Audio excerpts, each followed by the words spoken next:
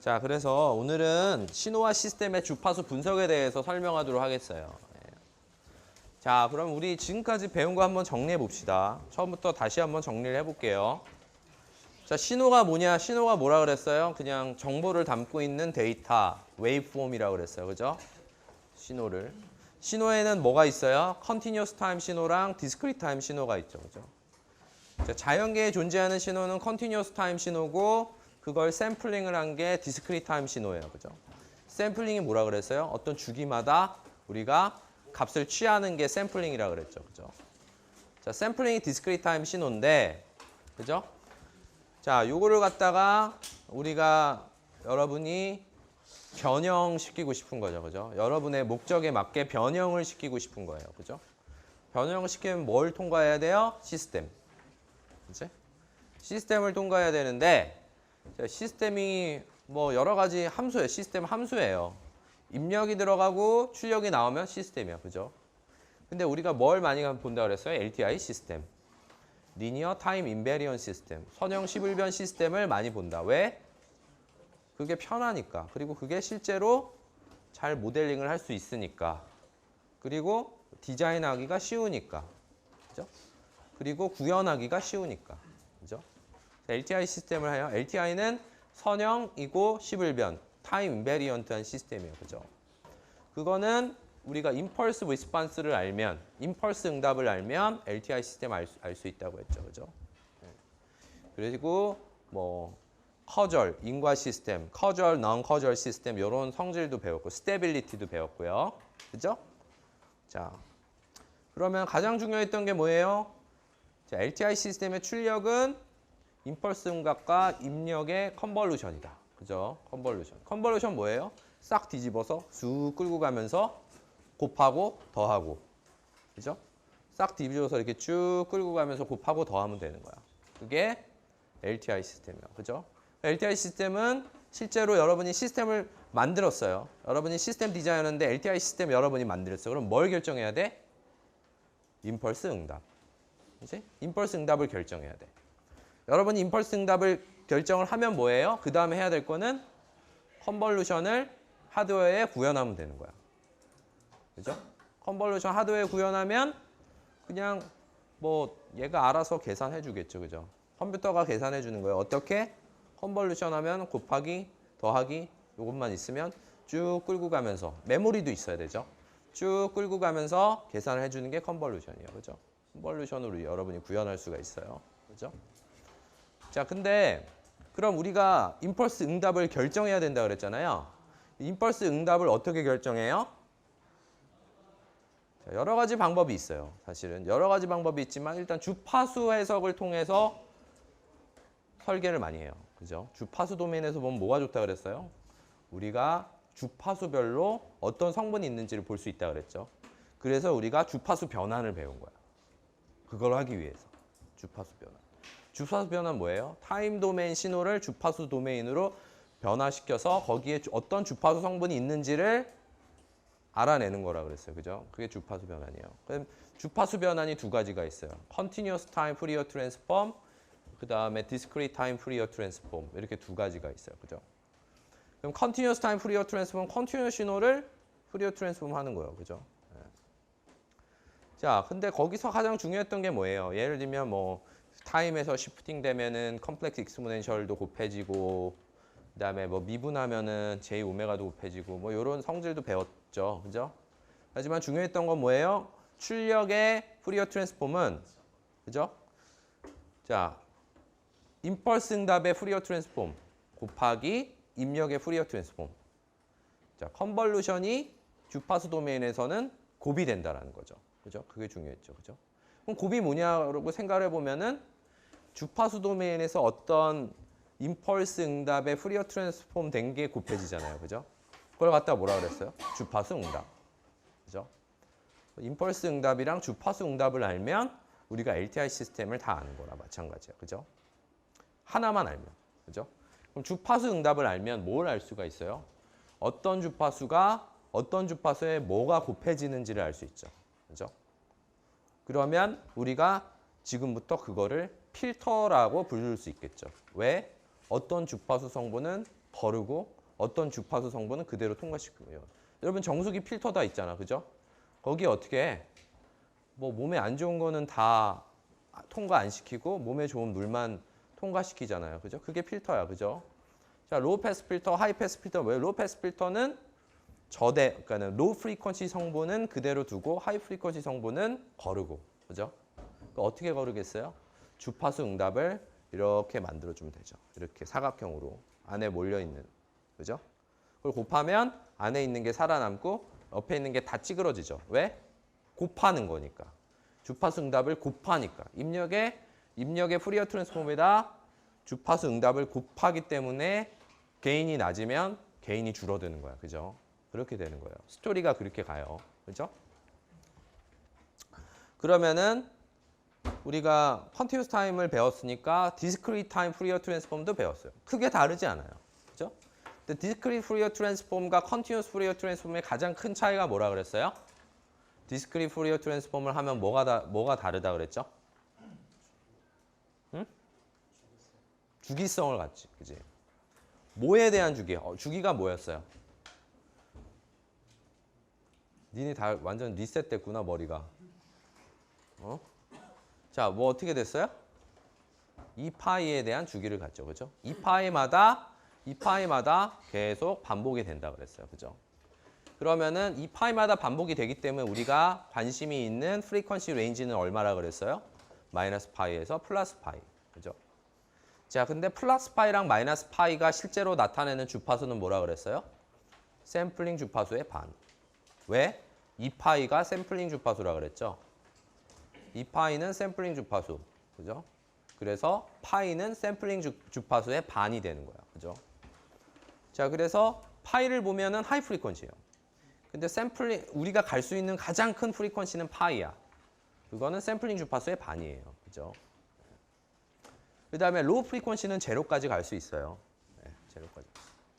여기에도 컨볼루션 프로퍼티, 즉 타임 도메인에서의 컨볼루션이 주파수 도메인에서의 곱이다라는 거는 그대로 성립을 하고요. 여러 가지 뭐 타임 시프팅 프로퍼티라든지 아니면은 뭐 미분, 뭐 여러 가지 법칙들이 비슷하게 적용이 될 수 있어요. 네. 그다음에 또 어떤 프리퀀시 도메인에서 그러니까 주파수 응답과 입력의 푸리어 트랜스폼의 곱을 다시 타임 도메인으로 바꾸기 위해서는 우리가 아는 폼으로 바꿔줘야 돼서 우리가 파셜 프랙션을 이용해서 어떤 기본적인 1차 텀으로 다 나눈 다음에 그거 갖다가 인버스 푸리어 트랜스폼은 타임 도메인 신호도 알 수 있었어요. 그죠? 네. 그 다음에 리니어 디퍼런스 이퀘이션도 여러분이 리니어 디퍼런스 이퀘이션도 실제로 타임 시프팅 프로퍼티를 이용하면 리니어 디퍼런스 이퀘이션으로부터 직접 주파수 응답을 우리가 알 수 있다고 얘기했어요. 그죠? 네. 거기까지 우리가 배운 거예요. 그죠? 자, 그러면은 이제 여러분이 기본적인 건 많이 배웠어요. 그죠? 그러면 이제 신호화 시스템을 이제 주파수 분석을 한번 해봅시다. 그죠? 어떻게 주파수 분석을 할 건가에 대해서 배울 거예요. 자, 요걸 배우고 나서 그 다음에 라플라스 트랜스폼, G 트랜스폼 요거 두 개만 배우면 신호미 시스템이 끝나요.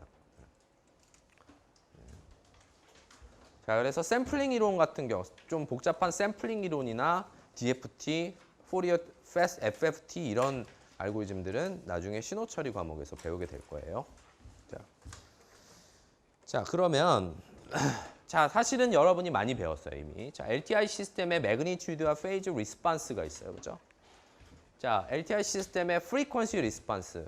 자, 프리퀀시 리스폰스가 뭐예요? 주파수 응답. 주파수 응답은 임펄스 응답을 푸리어 변환한 거. 맞죠? 임펄스 응답을 푸리어 변환한 거예요. 그죠? 자, 이거는 컨티뉴어스 타임, 이건 디스크리트 타임이에요. 그죠? 컨티뉴어스 타임에서는 이렇게 표현되고 디스크리트 타임에서는 이렇게 표현이 된다는 거예요. 그죠? 자, 그 다음에 우리가 이거를 갖다가 뭐 여러분 다 아는 거지만 자, YJ 오메가는 HJ 오메가 이게 곱으로 표현한다 그랬어요. 이제 이렇게 된다 그랬어요. 그죠? 그럼 이걸 절대값을 씌우면 어떻게 돼요? 절대값을 씌우면 각각의 절대값의 곱 이렇게 되는 거죠. 그죠? 자, 그 다음에 페이즈는 어떻게 돼요? 페이즈는 각각 페이즈의 합. 이거는 다 회로 이론 시간에 여러 번 배웠을 거예요. 그죠? 자, 이렇게 됩니다. 자, 디스크리트도 마찬가지예요. 그죠? 그러면은 이거를 뭐라고 하냐면은 매그니튜드 리스폰스라 그래요. 매그니튜드 리스폰스. 이거는 뭐예요? 페이즈 리스폰스라 그래요.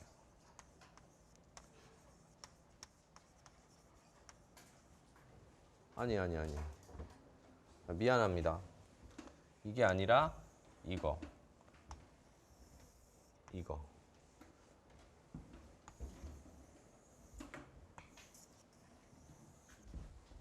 저기 있는 걸 매그니튜드 리스폰스, 이거 페이즈 리스폰스라 그래요. H는 뭐였어요? 프리퀀시 리스폰스. 프리퀀시 리스폰스는 매그니튜드 리스폰스랑 페이즈 리스폰스로 바뀌죠. 그래서 HJ 오메가는 어떻게 돼요? 얘는 페이즈 리스폰스, 매그니튜드와 J의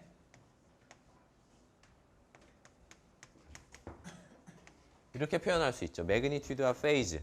이렇게 두 개로 표현할 수가 있어요. 그죠? 자, 그래서 페이즈는 매그니와 페이즈 이거 어차피 복소 쓸 테니까 매그니튜드 더하기 페이즈를 우리가 나눌 수 있다는 거죠. 그죠? 네. 그러면 이 식을 봤을 때는 매그니튜드 리스폰스는 뭘 하는 거예요? 그냥 곱해지는 거죠. 입력의 주파수 응답에다가 이렇게 곱해지는 거야. 그죠? 그래서 살릴 놈 살리고 죽일 놈 죽이고 곱해지는 거예요. 근데 페이즈 리스폰스는 어떻게 돼요? 그냥 더해요. 페이즈 리스폰스가 더해져요. 어쨌든 이 주파수 응답은 입력 신호의 매그니튜드와 페이즈에 어떤 변화를 주는 거예요. 그죠? 어떻게 변화를 줘요?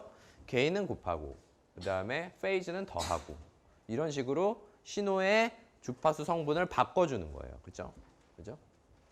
자, 타임 도메인에서 어떻게 돼요? 컨볼루션 하는 거죠. 주파수 도메인은 어떻게 돼요? 매그니튜드를 이렇게 곱해주고 페이즈는 이렇게 더해줘서 어떤 입력 신호의 매그니튜드와 입력 신호의 페이즈를 바꿔주는 거예요. 그죠? 왜? 시스템이니까. H는 시스템이에요. 시스템은 뭘 해요? 신호를 가공해 주는 거예요. 바꿔주는 거예요. 그죠? 여러분이 이거를 디자인할 수도 있는 거지. 그지? 이걸 디자인해서 이걸 적용하면 입력 신호의 매그니튜드는 얘가 곱해지는 형태로 페이즈는 얘가 더해지는 형태로 어떤 주파수가 바뀔 거예요. 주파수 응답이 바뀔 거예요. 그죠? 어쨌든 다 여기서부터 나왔다는 거. 다 여기서부터 나온 거예요. 다. 그죠? 자, 근데 이제 넌리니어 페이즈와 리니어 페이즈를 얘기를 많이 해요. 넌리니어 페이즈, 리니어 페이즈.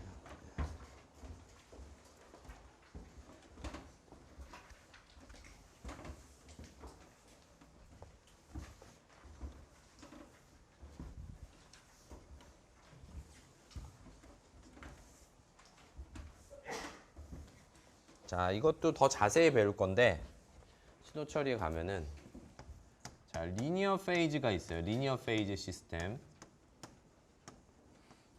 그리고 non-linear 페이즈 시스템이 있어요.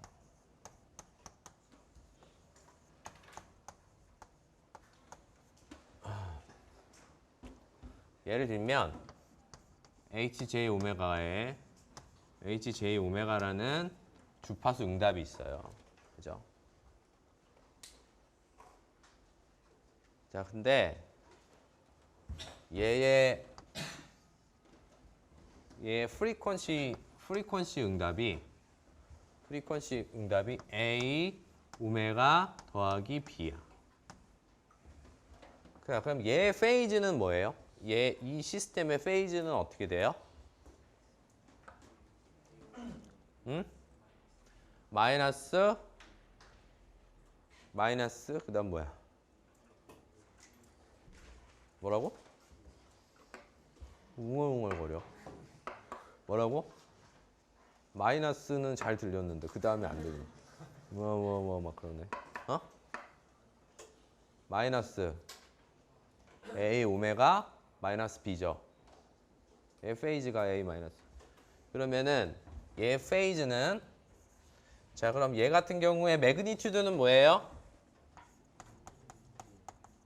어? 1이죠. 페이즈는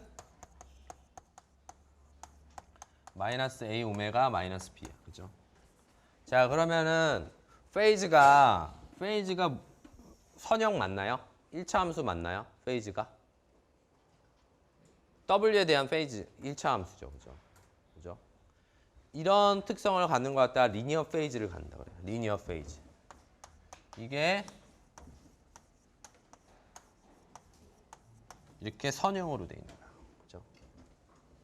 자, 아까 페이즈가 더해진다 그랬잖아요. 그죠? 자, 여러분이 입력의 페이지에 이게 더해진다 그랬어요. 입력의 매그니튜드에 이게 곱해진다 그랬어요. 그죠? 일단 매그니튜드는 우리가 바뀐 게 없어요. 얘는. 일단은 매그니튜드는 안 바뀌어.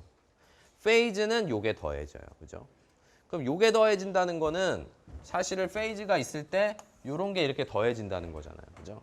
뭐 A와 B의 개수가 A의 부호가 어떤지 모르겠지만 일단 마이너스 AW 마이너스 B가 입력의 페이지에 더해진다는 뜻이야. 그죠? 근데 이런 게 더해지면 우리 생각에는 되게 많이 바뀔 것 같잖아. 신호가 되게 많이 바뀔 것 같은데 페이즈가 저렇게 이렇게 되는 게 더해져 버리니까 막 여기도 많이 더해지고 여기는 빼지고 막 이렇게 돼서 되게 안 좋지 않을까? 이런 생각을 할 거예요. 그렇지만 그렇지 않아요. 리니어 페이즈는 상당히 신호를 많이 보존해줘요. 신호를. 왜 어떻게 보존해주냐면요. 실제로 이게 있을 때 우리가 이걸 갖다가 어떻게 쓰냐면은 2의 마이너스 BJ에 2의 마이너스 J에 A 오메가 이렇게 쓸 수 있죠. 자, 그 다음에 실제로 YJ 오메가는 HJ 오메가 곱하기 XJ 오메가니 HJ 오메가에 이걸 집어넣으면은 2의 B 마이너스 BJ에 2의 마이너스 J에 A 오메가에 XJ 오메가 이렇게 될 거예요. 그죠? 그럼 이거를 다시 타임 도메인으로 바꾼다고 생각을 하면 여러분 이거는 어떻게 생각해야 될 것 같아? 컨스턴트가 그냥 곱해진 거야. 얘는 뭐 오메가에 대한 함수가 아니기 때문에 이 부분은 그냥 곱해진 그냥 상수 뭐 2나 3이나 5분의 1이나 뭐 이런 거랑 똑같은 거란 말이야. 근데 얘는 우리가 신경을 써줘야 왜? 얘는 오메가에 대한 함수니까. 그죠? 그럼 요거는 무슨 프로퍼티예요? 여기 컴플렉스 익스포넨셜 곱해져 있으면 타임 도메인에서 뭐예요? 타임 시프팅 프로퍼티예요.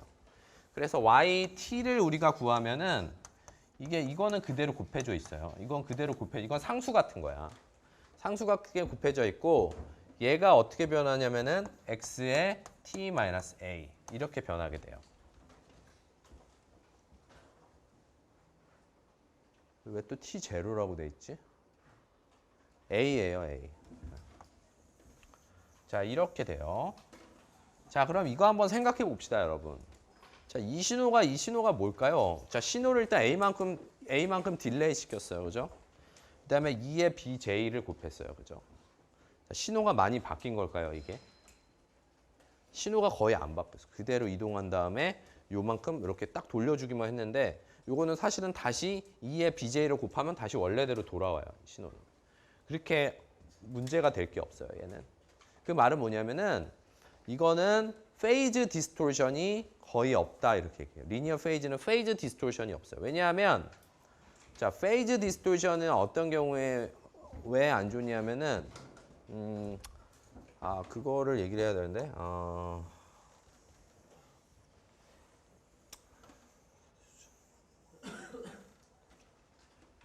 네, 그거는 나중에 신호 처리 시간에 얘기해 줄게요.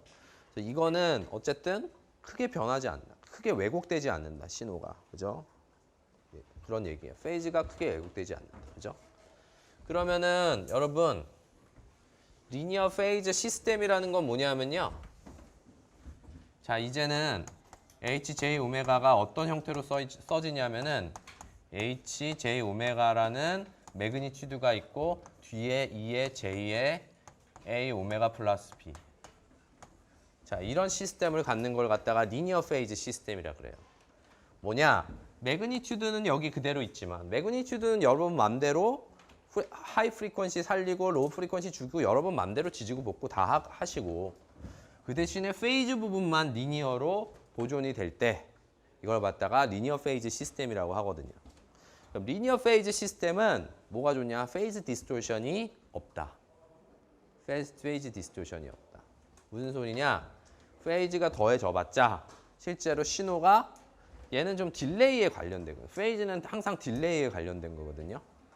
근데 이 페이즈가 넌리니어하게 되면 무슨 문제가 생기냐면 자, 주파수가 어떤 주파수는 딜레이가 덜 걸리고 어떤 주파수는 딜레이가 더 걸리고 막 이래요. 자, 신호가 여러 가지 주파수 성분으로 구성되어 있는데 어떤 주파수는 빨리 도달하고 어떤 주파수는 늦게 도달하면 어떻게 돼요? 신호가 막 이상하게 왜곡이 되는 거야. 그죠? 그런 경우에 페이즈 디스토션은 별로 좋지 못해요. 그죠? 그래서 넌리니어 페이즈를 갖게 되면 페이즈 디스토션이 생길 수밖에 없어요. 그런 아까 내가 말한 어떤 주파수는 빨리 도달하고 어떤 주파수는 좀 늦게 도달하고 막 이렇게 도달하다 보면 신호가 조금 더 왜곡이 되는 거예요. 신호가. 하지만 이렇게 리니어 페이즈를 갖는다. 리니어 페이즈가 갖는다 그러면은 이게 다 똑같은 모든 주파수 성분이 다 똑같은 딜레이만큼 딜레이가 되는 거야. 왜? 아까 여기서 봤잖아. 리니어 페이즈를 가지면 그냥 딜레이만 되는 거예요. 똑같이 모든 성분이. 자, 그래서 여러분이 기억해야 될 거. 리니어 페이즈는 페이즈가 그냥 1차 함수로 표현되는 걸 갖다가 리니어 페이즈 시스템이라고 한다. 리니어 페이즈는 페이즈 디스토션이 없다.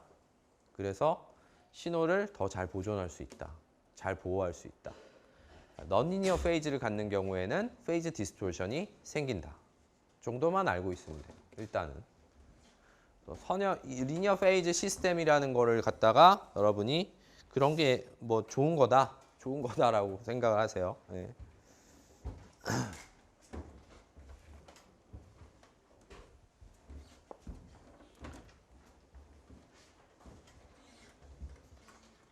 자, 근데 예를 들면 자, 여러분.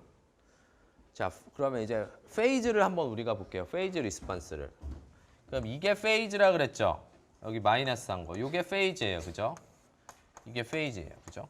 자, 오메가가 증가하면은 얘는 플러스 무한대도 갈 수 있고 마이너스 무한대도 갈 수 있어요. 오메가가 커지면 양수로 가고 뭐 오메가에 따라서 플러스 마이너스 무한대로 갈 수 있어요. 그죠?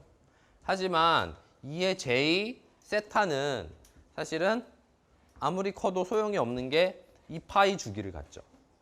그래서 2파이를 넘어갔을 때는 다시 또 2파이를 빼줘도 어차피 똑같은. 그러니까 이 페이즈에다가 2파이를 더하든 2파이를 빼든 4파이를 더하든 4파이를 빼든 6파이를 더하든 6파이를 빼든 어차피 똑같아요. 그죠? 왜냐하면 페이즈는 계속 돌아가는 거야. 2파이에서 계속 돌아가고 있기 때문에 설령 이 페이즈가 파이보다 훨씬 큰 값이 되더라도 사실은 다시 페이즈 마이너스 파이부터 플러스 파이에 있는 값으로 우리가 다시 매핑을 할 수가 있어요. 어차피 값이 똑같아. 페이즈가 똑같아. 그죠? 그래서 이거를 갖다가 자, 여러분이 이거를 그리면 아마 제로에서 아마 예를 들면 B가 제로라 그러면 하나 얘인데 이게 이렇게 가는 페이즈가 있을 거예요. 페이즈가 이렇게 가고 있어요. 오메가에 대해서. 주파수에 대해서. 그죠? 그리고 이거는 이렇게 가고 있어요. 근데 우리가 이렇게 보면 불편한 게 뭐냐면 어차피 돌아가고 있는 거야, 이게. 그래서 마이너스 파이에서 플러스 파이까지만 보여주고 싶을 때가 있어요. 그럴 땐 어떻게 하냐면은 예를 들면 여기가 마이너스 파이고 여기가 플러스 파이라면은 자 여기서부터 이 부분까지는 오케이. 이 안에 있으니까. 그죠? 근데 여기가 이렇게 넘어갔죠? 여기 이렇게 넘어가면 어차피 얘는 주기성을 가져서 얘랑 얘는 똑같은 거야. 어차피 2파이 주기이기 때문에 얘를 2파이 빼면 얘가 되잖아요. 그러니까 얘랑 얘는 어차피 똑같은 애야. 왜 그래요? 여기 2의 J 이렇게 들어가 있기 때문에 여기에 2파이를 더하거나 2파이를 빼도 똑같아요. 그런 다음에 이게 이렇게 올라가잖아요. 이거랑 똑같은 거야, 이거랑. 이렇게 올라가는 거랑 똑같아요. 그래서 얘를 지우고 항상 마이너스 파이에서 플러스 파이에 있는 값으로 이렇게 다 넣어주는 거예요. 저 마이너스 파이부터 플러스 파이에 있는 영역으로. 그럼 여기는 어떻게 돼요? 얘는 뭐랑 똑같아요? 얘는 얘랑 똑같아. 어차피 2파이 주기니까 마이너스 파이랑 플러스 파이가 똑같단 말이야. 2파이를 더해주면 되니까. 그러면은 여기 있는 것들은 이렇게 그릴 수 있고 우리가 이렇게 쓸 수 있잖아요. 그죠? 그래서 신호를 갖다가 마이너스 파이에서 플러스 파이 사이로 넣어주는 방법을 갖다가 랩한다 그러는데 그렇게 해서 페이즈를 표현하는 방식을 프린시펄 페이즈라 그래요. 이거 왜 쓰냐? 뭐 여러 가지 뭐 여러분이 보여주기 위해서 사실은 마이너스 파이에서 플러스 파이 사이의 값이 중요하기 때문에 이렇게 보여줄 수 있는 경우가 있다는 거예요. 혹시라도 이런 게 나오면 여러분이 이렇게 해석을 하라는 얘기예요. 그래서 이 두 그림은 뭐냐면은 자 이거는 무슨 리니어 페이즈가 아니죠. 얘는 non-linear 페이즈죠. 왜요? 1차 함수가 아니잖아요. 그죠? 이건 페이즈예요. 여기는 페이즈고 여기는 주파수예요. 그래서 주파수가 가면서 페이즈가 이렇게 가는 거야. 그래서 이거는 리니어 페이즈가 아니기 때문에 얘는 페이즈 디스토션이 생기겠죠. 그죠? 요런 애는.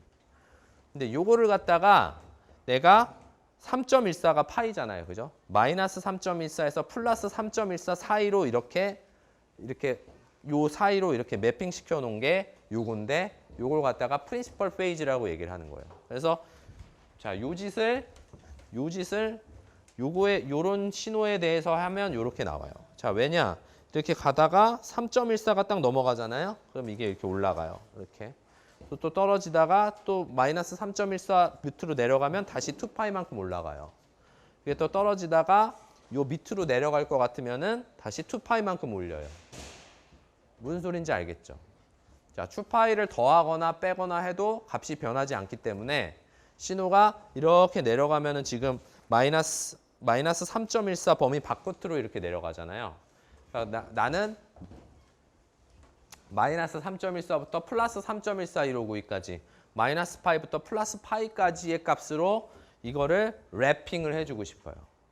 어떻게 해요? 이렇게 가다가 3.14 바깥으로 나가면 2파이를 더하거나 빼서 다시 마이너스 3.14에서부터 플러스 3.14 사이에 있는 레인지 값으로 이렇게 표현을 해주는 것 같다가 프린시펄 페이지라고 하는 거예요. 그런 게 있다. 그런 게 있대요. 그런 게 있다. 자, 그래서 우리 로우 패스 필터라는 게 뭐예요? 로우 패스 필터라는 거는 뭐예요? 가운데 값을 살리고 가장자리 값을 죽이고, 그죠? 그게 로우 패스 필터잖아요, 그죠? 그래서 얘는 continuous time 로우 패스 필터예요. continuous time은 이렇게 j 오메가 이렇게 쓰죠. discrete time은 2의 j 오메가 승 이렇게 써요. discrete time은. 그래서 얘는 여러분이 보기에도 아이디얼 로우 패스 필터예요. 왜 그래요?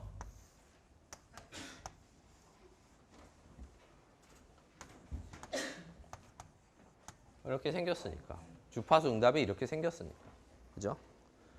자, 디스크리트 타임은 똑같아.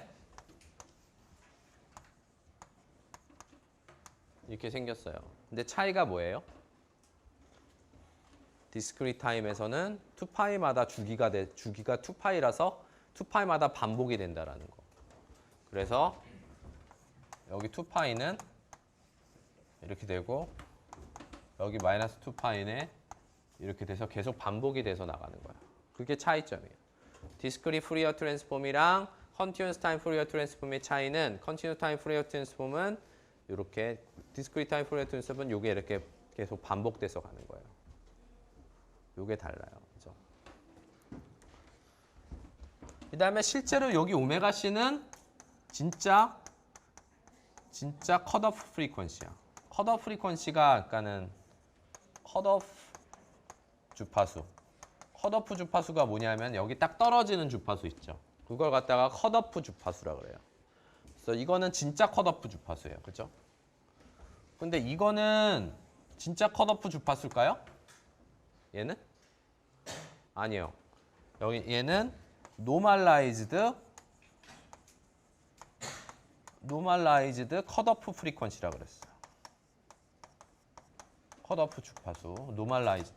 얘가 normalized 됐어. 그러면 요 실제 주파수를 알려면 뭘 알아야 돼요? 이 주파수를 알려면 뭘 알아야 될까?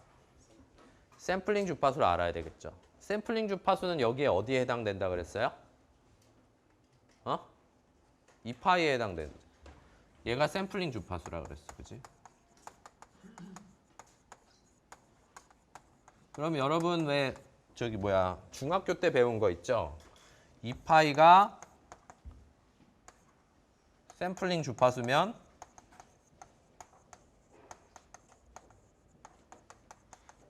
오메가 C가 뭐게? 이렇게 그지? 오메가 C가 주파수가 뭘까요? 이렇게. 이거 중학교 때 한 거죠. 그죠? 그럼 요렇게 곱한 게 요렇게 곱한 거랑 같아야 되죠. 그죠? 그럼 X는 샘플링 주파수 곱하기 WC를 한 다음에 2파이로 나누면 돼요. 그죠? 그러면은 실제로 이 주파수가 나와요. 이거는 노멀라이즈드 주파수야. 그래서 이거는 사실 파이보다 작아야 돼, 항상. 그죠? 얘는 파이보다 작아야 되는데 얘 실제 주파수를 구하기 위해서는 2파이를 갖다가 샘플링 주파수로 생각하세요. 그냥 항상 2파이는 샘플링 주파수예요. 그래서 요 오메가 C는 노멀라이즈드 컷오프 주파수다라는 거예요. 그죠? 뭐 이거 몰라도 돼, 지금은. 지금 몰라도 되고 그냥 얘는 오메가 C 안에 있는 성분은 그대로 통과시키고 그 바깥에 있는 성분은 죽여버리는 거. 그죠? 죽여버리는 거.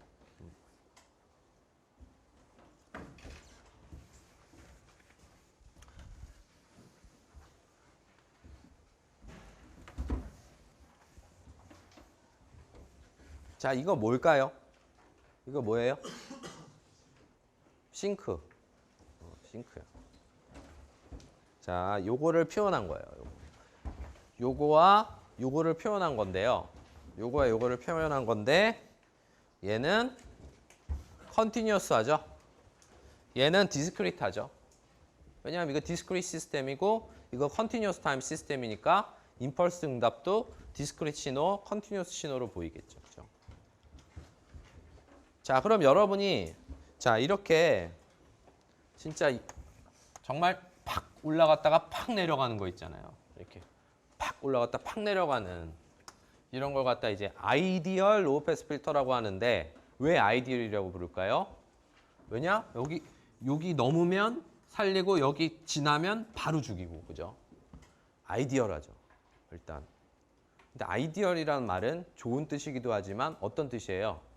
실제로 구현을 할 수가 없다는 거죠. 실제로 구현이 어렵다는 거예요. 왜 어려울까요? 왜 어려우냐면 자, 임펄스 응답이 이렇게 길어요. 그죠? 그럼 여러분 컨볼루션을 해야 되잖아. 그죠? 컨볼루션 할 때 무한대로 가고 있는 거 컨볼루션 하기가 힘들어요. 그죠? 임펄스 응답이 무한대로 가고 있단 말이야. 그죠? 그런데 무한대로 자, 신호가 이렇게 자, 임펄스 응답이 무한대로 이렇게 가고 있는 시스템을 뭐라고 했죠? 옛날에 우리가 뭐라고 배웠죠? 기억나? 혹시 FIR 시스템과 IIR 시스템 기억나요? FIR 시스템은 이게 이렇게 무한대까지 안 가고 여기서부터 여기까지 딱 듀레이션이 있어요. 더 나갈 수가 없어요. 그걸 FIR 시스템이라고 그랬고 이렇게 계속 쭉 나가는 시스템을 갖다가 우리가 뭐라 그랬어요? IIR 시스템이에요. 그래서 IIR 시스템은 이것도 IIR 시스템인데 IIR 시스템은 사실은 재기적으로 우리가 계산을 할 수 있다고 그랬어요. 재기적으로. 근데 아이디얼 로우 패스 필터 재기적으로 싱크는 재기적으로 계산을 할 수가 없어요. 그래서 얘는 실제로 구현이 어려워요. 구현을 할 수가 없어요. 얘는. 그래서 우리가 아이디얼이라고 부르는 거예요. 어쨌든 여러분 머릿속에 뭐냐면은 이거랑 입력 신호랑 컨버루션을 취하면 되겠구나 라는 것만은 일단 생각해 보세요. 네. 자, 이거랑 컨버루션을 취하면 여러분이 이쪽 바깥에 있는 성분은 완전히 다 죽여버릴 수가 있어. 이 성분 아예 0이 되는 거예요. 이 성분은 1이, 이 성분은 그대로 통과를 시키고 아주 아이디얼하죠. 그죠?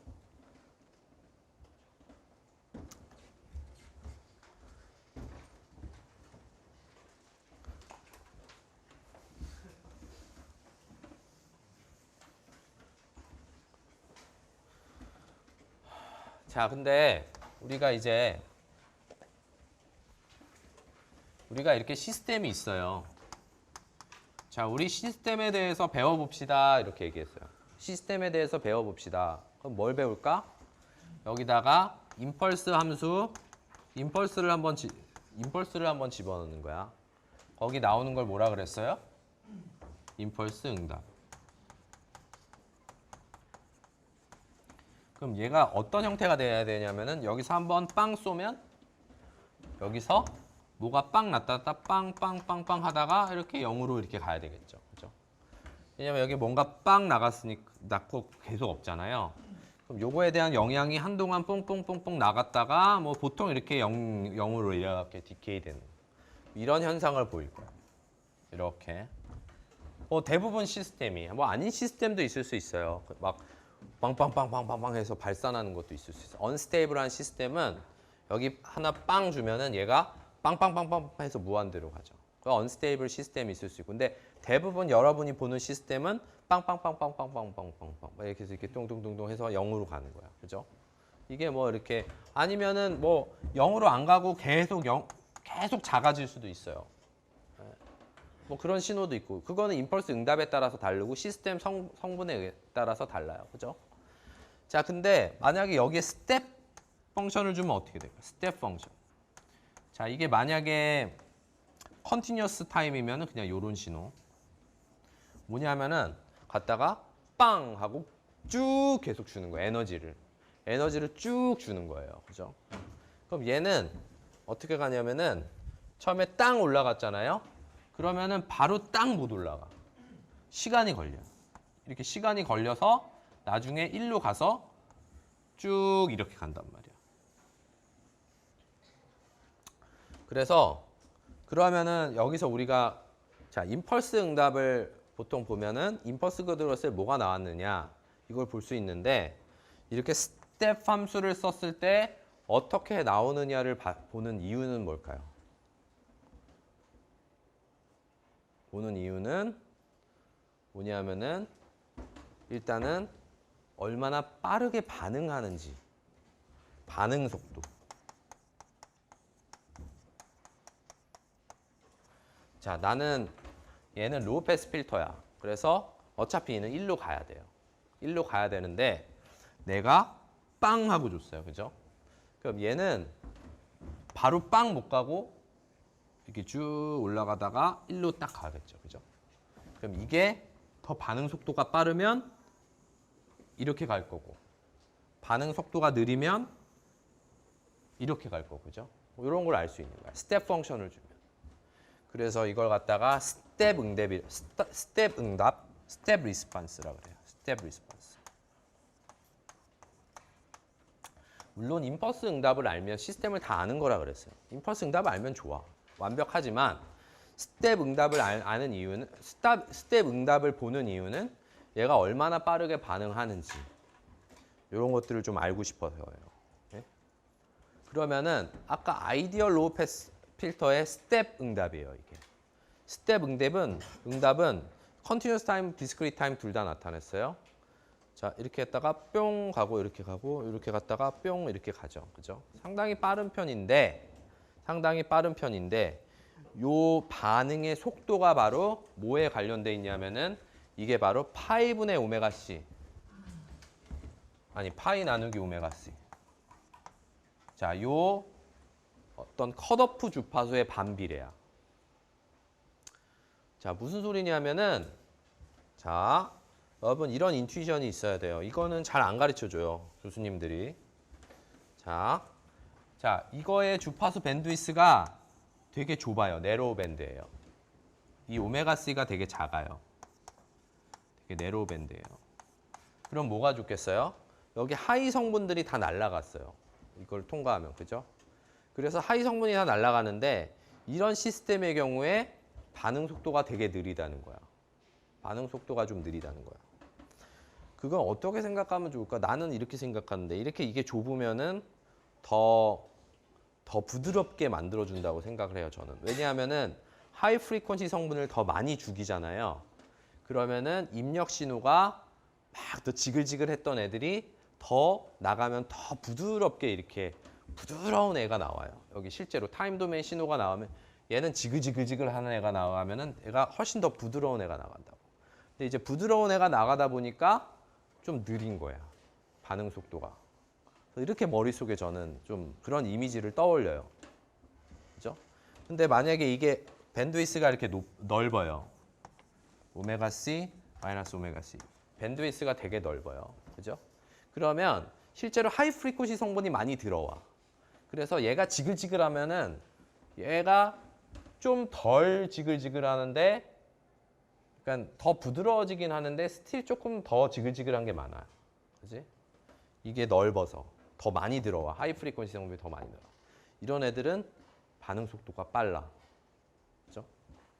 요런 예, 뭐 이렇게 좀 바로 기억이 안 날 수 있잖아요. 근데 이런 이미지를 가지고 기억을 하면 훨씬 더 여러분이 어떤 시스템을 봤을 때 아, 이거 밴드위스가 좀 더 이게 반응 속도가 좀 느린 것 같으니까 우리가 밴드위스를 더 죽여보자. 아니면은 밴드위스를 더 넓혀보자. 반응 속도가 너무 느리니까 밴드위스를 좀 더 넓혀보자. 아니면 반응 속도를 조금 뭐 더 느려도 될 것 같으니까 좀 좁혀보자. 밴드위스를 좁혀보자. 이런 디시전을 내릴 수 있죠. 그죠? 예. 스템 리스판스를 보는 이유는 자, 이렇게 속도를 보는 거예요. 라이스 타임을 이렇게 계산을 우리가 해놨어요. 예.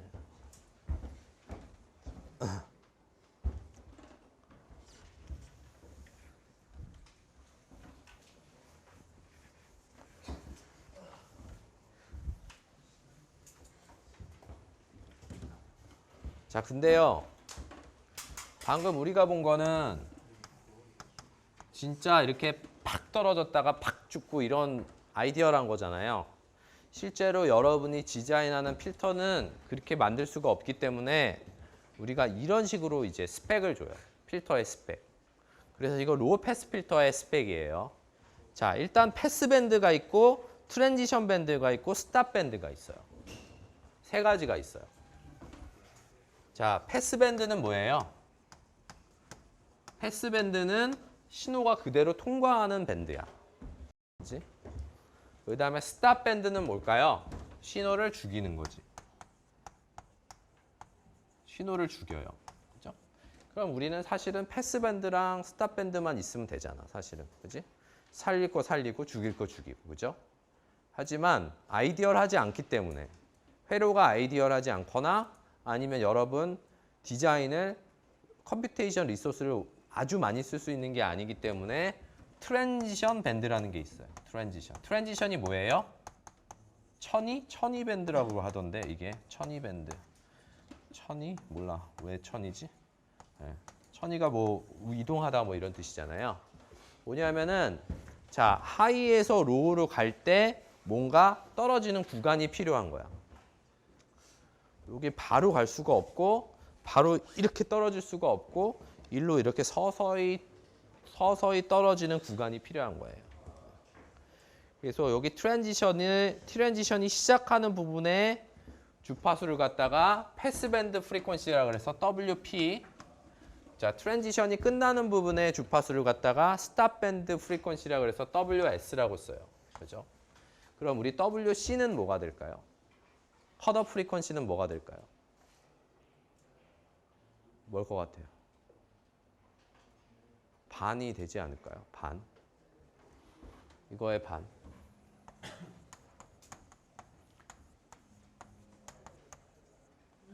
이렇게 하나? 네, 이렇게 할 수도 있고, 그죠? 뭐 어쨌든 우리가 필터를 디자인할 때는 WP랑 WS를 결정해 줘야 돼요. 자, 요거를 스펙으로 줘야 되는 거예요.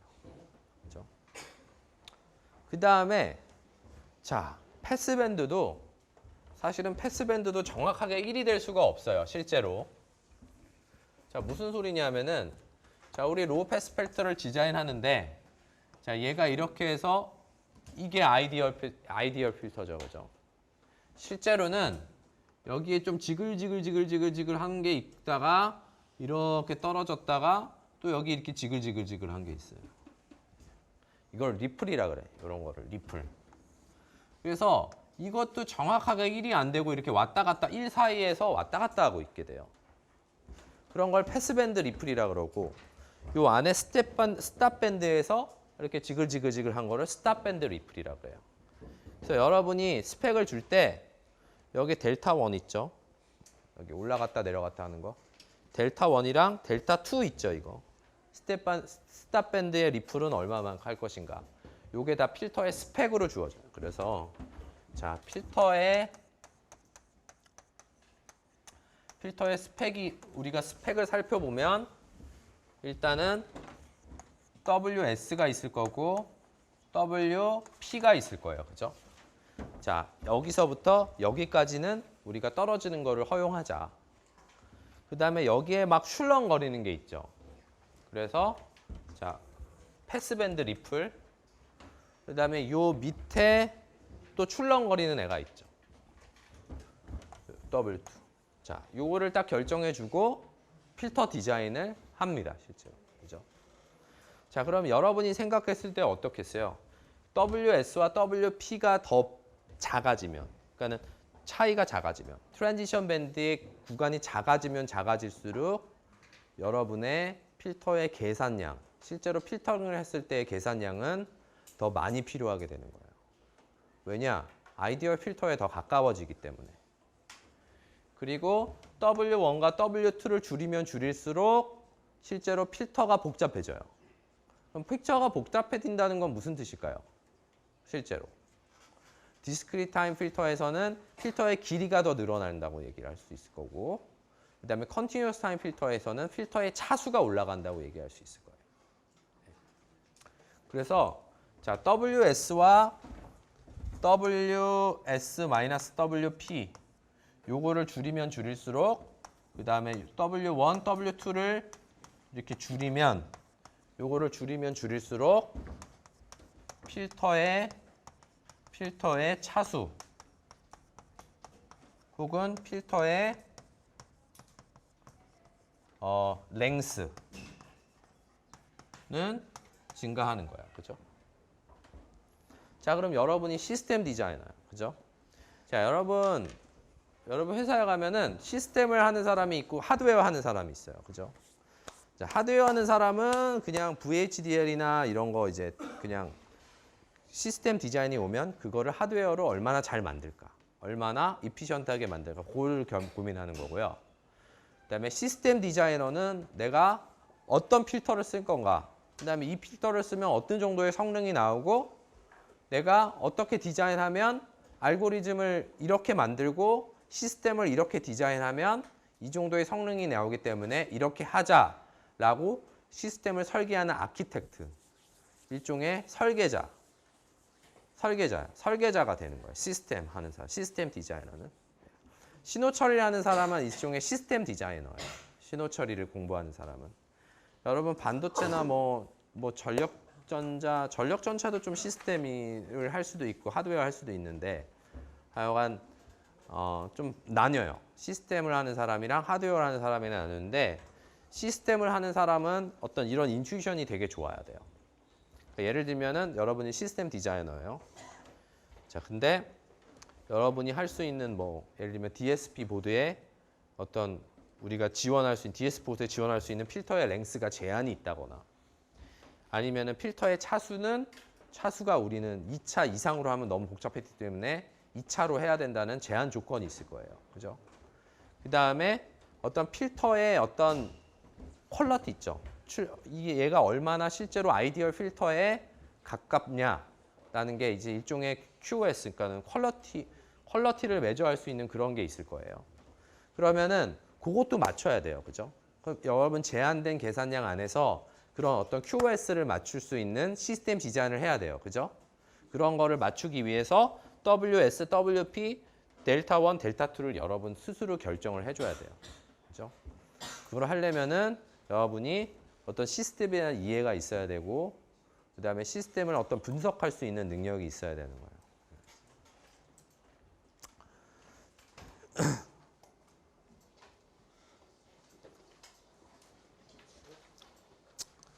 이거 넘어가고. 자, 여러분 버터월스나 일립틱 필터 같은 거 들어본 사람? 버터월스 필터, 일립틱 필터 들어봤어요? 회로 이론 시간에 안 배웠어요? 이거 아날로그 필터예요. 여러분 RLC 회로 가지고 다 만들 수 있는 필터예요. RLC 필터. 버터월스랑 일립틱 필터라는 종류가 있다라는 거, 그죠? 얘네들이 서로 장단점이 있어요. 엘립틱 필터는 트랜지션 밴드가 더 작다. 같은 차수일 때 트랜지션 밴드가 더 작아요. 이게 프리퀀시 리스판스거든요. 엘립틱 필터가 이렇게 더 휙 이렇게 떨어져요. 자, 버터월스는 천천히 이렇게 떨어져요. 그래서 트랜지션 밴드가 더 좋은 거예요. 얘가 트랜지션 밴드가 더 샤프해요. 반면에 버터월스 필터는 뭐가 좋냐면은 그리고 아까 그거 괜히 여기서 얘기해야겠다. 그 다음에 이제 아까는 프리퀀시 도메인에서 스페시피케이션 했는데 타임 도메인에서 필터를 스페시피케이션 하는 방법은 이제 스텝 리스판스를 보는 거예요. 얘가 얼마나 반응 속도가 빠르냐. 그 다음에 여기 이렇게 얘도 사실은 아까 얘기한 게 제가 스텝 리스판스 얘기했을 때 또 비슷한 건데 사실은 얘가 이렇게 올라갔을 때 이 시스템을 통과하면 바로 못 올라가고 이렇게 천천히 올라간다 그랬잖아요. 근데 천천히 올라가다가 약간 올라갔다 이렇게 떨어지면서 이렇게 가는 경우도 있고 이렇게 올라갔다가 뭐 이렇게 가는 경우도 있고 사실은 완벽하게 1로 이렇게 수렴을 하는 게 아니라 이것처럼 이렇게 오실레이션을 할 수도 있고요. 아니면은 이렇게 오버슈트라 그래서 조금 더 올라갔다가 약간 내려가는 그런 식의 그런 리스판스를 보이게 돼요. 이런 것도 이제 하나의 스페시피케이션 이런 게 중요하면 만약에 이런 오실레이션을 좀 어느 정도 리밋을 줬으면 좋겠다.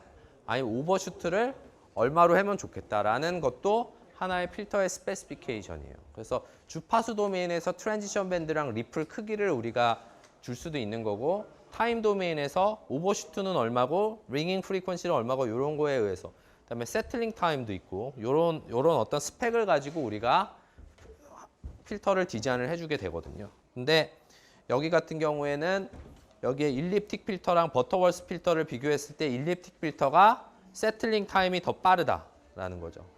그렇죠? 그래서 타임 도메인에서 봤을 때는 일립틱 필터가 자, 이게 더 빨리 올라갔어요. 여기 보세요. 조금 더 빨리 올라갔어요. 그리고 그 대신에 링잉이 되게 크죠. 엘립틱 필터가. 버터워스 잠깐만.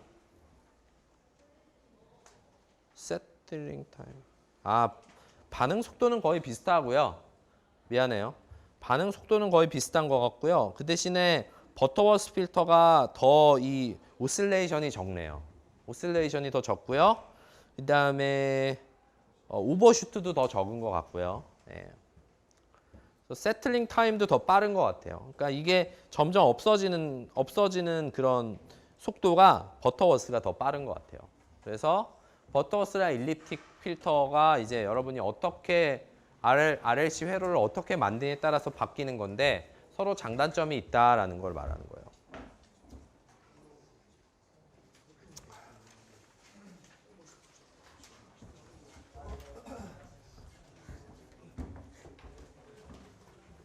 자, 그래서 좀 이번 섹션은 좀 편하게 들으면 될 것 같아요. 크게 막 뭐 수학이나 이런 거 필요 없이 진짜로 시스템이나 로우 패스 필터 이렇게 디자인을 하는구나 이렇게 생각하면 되고요. 그래서 지금부터 이제 컨티뉴어스 타임 필터를 가장 기본적인 필터를 한번 볼 거예요, 우리가. 실제로 어떤 필터가 있나. 자, 그러면은 일단 1차 필터부터 볼게요. 1차 필터. 자, 우리 저번 시간에 옛날에 1차 필터 좀 봤었어요. 그죠? 1차 필터 되게 후졌죠? 그때 기억나요? 그때 프리퀀시 리스폰스 막 이렇게 됐었잖아요. 이렇게. 기억나요? 로우 패스 필터의 주파수 응답이 막 이랬잖아. 되게 후졌잖아. 기억 안 나? 기억하는 게 뭐야 도대체? 네? 자, 그래서 자, first order 시스템이 이렇게 돼요. first order 시스템. 자, 그럼 이거는 미분방 정식으로 LTI 시스템을 표현한 거죠. 입력, 출력 이렇게 미분방 정식으로 표현한 거예요. 그죠? 입력, 출력. 그죠? 이거 주파수 응답 어떻게 구했어요? 미분 법칙을 이용하면 감마의 j 오메가에 yj 오메가 플러스 yj 오메가 x의 j 오메가 이렇게 했었잖아요. 여기 미분하면 이게 곱해지잖아요. j 오메가가 곱해지잖아요. 미분을 하면은 타임 도메인에서 이렇게 했죠. 그 다음에 hj 오메가는 뭐예요? yj 오메가 나누기 xj 오메가죠. 그죠? 그러니까 이거는 여기서 이걸 나누면 y로 나누면은 이게 아마 1 플러스 람다 j 오메가 분의 1 이렇게 될 거예요. 자, 1차예요. 1차 미분 방정식이잖아요. 그래서 이거는 first order 시스템이에요. 자, 그러면 요거를 갖다가 타임 도메인으로 바꾸면은 임펄스 응답이 되죠. 이거를 타임 도메인 HT로 바꾸면 임펄스 응답이 되죠. 그래서 그게 바로 이거예요. 이거. 그 다음에 스텝 리스판스는 어떻게 구할까요? 스텝 리스판스는 자, HT에다가 컨볼루션을 UT를 컨볼루션을 하죠. 자, UT를 컨볼루션 왜 해요? UT가 입력이 들어갔을 때 UT가 스텝 펑션이거든요. 그래서 실제로 시스템인데 여기 스텝 리스판스는 스텝 리스판스 때 스텝 리스판스가 나오려면 여기에 유닛 스텝 UT가 들어가야 되고 그런데 이 시스템의 임펄스 응답은 HT니까 스텝 리스판스는 HT의 컨볼루션 UT 이렇게 해서 여러분이 이거 할 수 있어요. 컨볼루션 하면 나와요. 이렇게. 그래서 이거는 그냥 1차 시스템이 이렇게 된다는 거예요. 그러면 여러분 타우만 조절할 수 있죠. 지금 파라미터가 타우 하나죠. 그죠? 타우 하나예요. 파라미터가. 그죠? 그럼 타우가 타우를 조절하면서 이제 뭐 그 밴드위스라 그래요. 우리 그 로우 패스 필터가 로우 패스 필터의 이 간격 있잖아요. 이걸 밴드위스라고 그러거든요. 그래서 이 밴드위스가 결정이 되는 거예요. 아, 이거 보드 플랫 하지 말까? 보드 플랫 여러분 사실은 이거 제어공학 시간에 사실은 배우거든요. 이거 보드 플랫. 그래서 제어 시간에 되게 중요하게 다루는 툴 중에 하나예요. 보드 플랫이. 그래서 굳이 신호 처리에서는 다루지 않도록 하고 그 대신에 이것만 또 조금만 더 볼게요.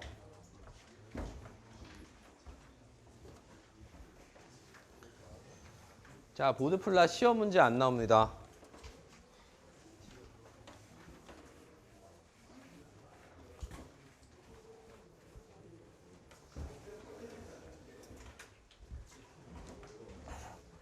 자, 임펄스 리스판스는 어떻게 될까요? 아, 스텝 리스판스를 볼까요? 스텝 리스판스. 자, 일단 임펄스 리스판스는 이렇게 될 거예요. 0에서 아마 이게 임펄스 응답인 것 같아요. 예. 자, 스텝 리스판스는 어떻게 생겼을까요? 0에서부터 시작해가지고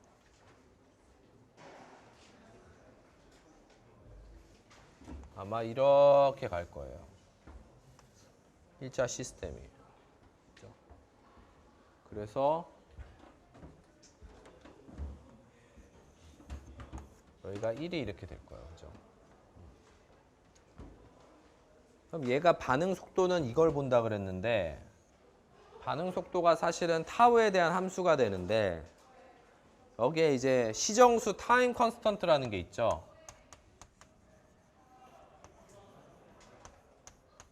자, 타임 컨스턴트라는 게 사실은 스텝 펑션이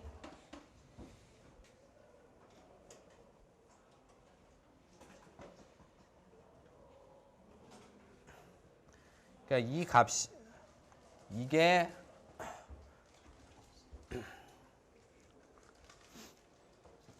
시정수가 정의가 2분의 1이 되는 점 아니냐? 최대값의 2분의 1인 건가? 그럼 여기 이게 되는 점이 시정수가 되는 거예요? 0에서 접선? 그거는 아니 근데 그게 정의는 그렇게 하지 않을 텐데. 만약에 이거 타우를 집어넣으면 어떻게 돼요? 타우를 집어넣으면 저기에 1-2의 승이니까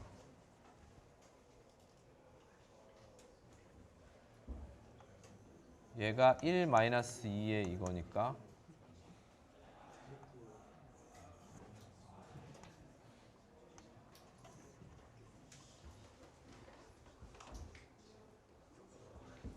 여기는 1이고 그치?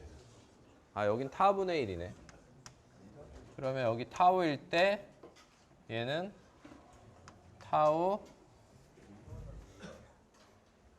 타우의 2-1승 이렇게 되는데. 잠깐만. The constant represents the time it takes the system step response to reach. 요렇게 되는 거. 여기까지 가는 거. Is final value for the system that increase in value. It can represent the time for the system to decrease. 그러니까 얘 정의가 여기 나와 있어 얘들아. 여기에 여기. 크게 해줄까? 뭐냐면은 얘가 1-2분의 1 값에 도달하는 시간이라 그랬어. 근데 이게 타우야 사실은. 그래서 1-2분의 1 여기 보면은 1 여기 얘가 이렇게 해놨네. 1-2분의 1에 도달하는 때 걸리는 시간이에요. 그래서 스텝을 그거를 타임 컨스턴트 타우라고 하는 거예요. 아마 제로에서 미분한 거랑 같을 거야. 그게 아마. 타우가 된다고요. 무슨 소리냐면은 그래서 여기서의 타우가 타임 컨스턴트고 일종의 반응 속도를 얘기하는 거예요. 타우가 크면 반응 속도가 느려요. 타우가 작으면 반응 속도가 빨라요. 그럼 이거의 밴드위스 있죠? 대역폭. 대역폭도 타우에 의해서 결정이 되겠죠. 그죠? 자, 그 다음에 우리가 first order 시스템을 봤어요. 그죠? 자, second order 시스템도 있어요. second order 시스템. second order 시스템은 2차 미분 방정식으로 표현이 돼요. 2차 미분 방정식. 자, 이걸 갖다가 여러분 다시 저거를 갖다가 미분 공식을 이용해서 바꾸면은 j 오메가 제곱에 y j 오메가에 2 제타 오메가에 j 오메가에 y j 오메가 더하기 오메가 n 제곱에 y j 오메가는 오메가 n 제곱에 x j 오메가 이렇게 돼요. 자, 이걸 갖다 그래서 h j 오메가는 y j 오메가 나누기 x j 오메가니까 아까 같이 똑같이 y j 오메가로 나눠서 그 값을 계산을 하면 j 오메가 제곱 플러스 2의 제타 오메가 n j 오메가 플러스 오메가 n의 제곱분의 오메가 n의 제곱 이렇게 될 거예요. 그렇죠? 그러면 이거를 인수분해를 이렇게 한 거예요. 인수분해를 하면은 j 오메가 마이너스 c1, j 오메가 마이너스 c2로 이런 꼴로 인수분해가 됐다고 가정을 하고 우리가 c1과 c2를 구하면 이렇게 돼요. 그래서 요거를 인수분해를 하면 이렇게 되는 거예요. 이렇게 근해 공식 넣은 거예요. 2차 함수에 근해 공식 집어넣으면 C1, C2가 이렇게 돼요. 자, 그 다음에 이거를 파셜 프랙션으로 이렇게 쪼개요. 그죠? 파셜 프랙션으로 쪼갠 다음에 이거의 임펄스 응답을 구하면 이렇게 되거나 이렇게 되는데 자, 델타가 1이 아니면 1이 아니면 요게 근이 두 개가 나오거든요. C1, C2가 달라서 근이 두 개가 나와서 이거를 파설 프랙션을 해서 각각 포리어 트랜스폼을 하면은 인버스 포리어 트랜스폼 하면 이렇게 나오는데 만약에 델타가 1이 되잖아요. 델타가 1이 되면은 요 부분 허수 부분이 아니라 뒤에 있는 부분이 0이 돼요. 그래서 C1과 C2가 중근을 같은 값을 가져요. C1과 C2가 같아져요. 제타가 1이면. 제타가 1이면 C1, C2가 같아져서 이게 제곱이 되는 거야. 그치? 그럼 이게 제곱으로 돼 있을 때 어떻게 인버스 포리어 트랜스폼 어떻게 구했죠? 그죠? 미분. 기억나죠? 미분 공식 사용해서 이런 식으로 구할 수가 있어요. 어머니 한번 해보세요. 이거 옛날에 다 한 거예요. 예. 그죠? 자, 그래서 요 부분은 다음 시간에 할게요.